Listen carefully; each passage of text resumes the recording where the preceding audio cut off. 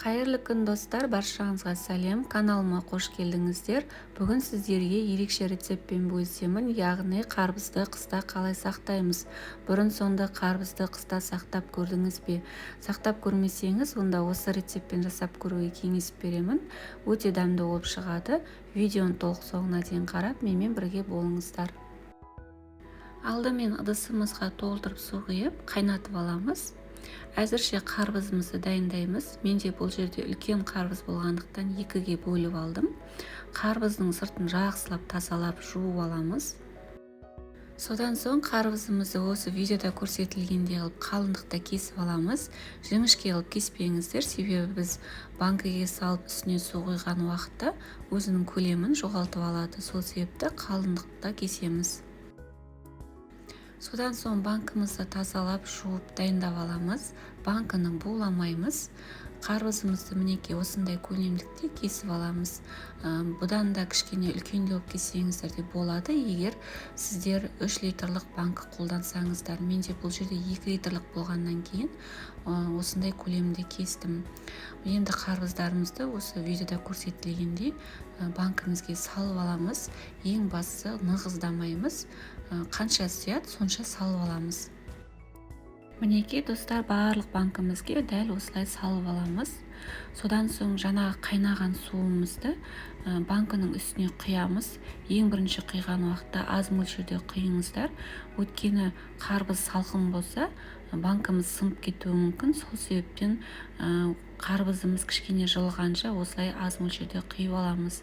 Барлық банкімізге дәл осылай қайнаған суымызды құйып, 5 минут қайнаған судың астында қоямыз.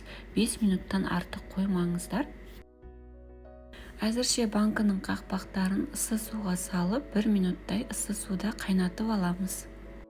5 минут өткеннен кейін банкідегі суымызды ыдысымызға құйып аламыз. 2 банкідегі суды осылай құйып алдым. Енді осы суды біз қақпағын жауып қайнататын боламыз. Суымыз қайнаған соң екінші мәрте тағы да осылай құйып шығамыз. Барлық банкімізге осылай құйып алғаннан кейін қақпағын жауып, тағы да 5 минутқа қоямыз. 5 минуттан артық қоймаңыздар.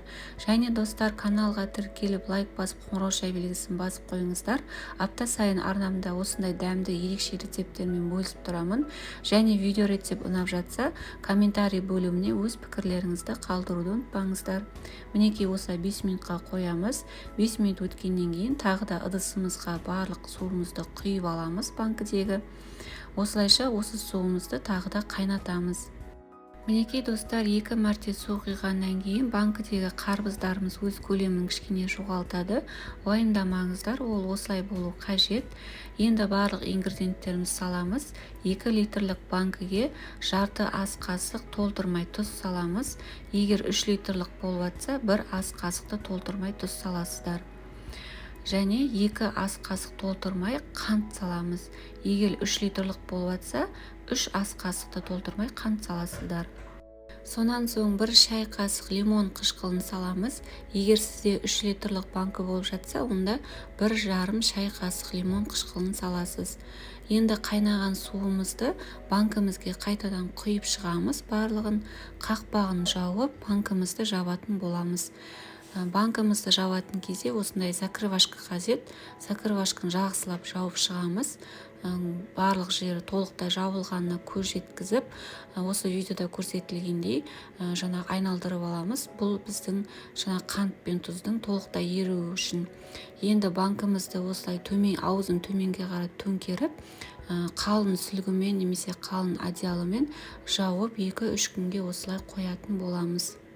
2-3 күн өткеннен кейін сүлгіні алып тастаңыздар болады. Мінекей достар, жасау жолы өте оңай. Осы рецептпен жасап көруге кеңес беремін. Ерекше дәмді болып шығады. Қарбыздарымыз қыстық мезгілде сондай кисло-сладкий дәм береді. Осы рецептпен жасап көруге кеңес беремін. Видео рецепт ұнаса, комментарий жазып, лайк басып, каналыма тіркелуді ұмытпаңыздар. Сіздердің пікірлеріңіз мен үшін өте маңызды. Рецепт ұнап жатса, пікір қалдыруды ұмытпаңыздар. Сіздермен болған Аягөз.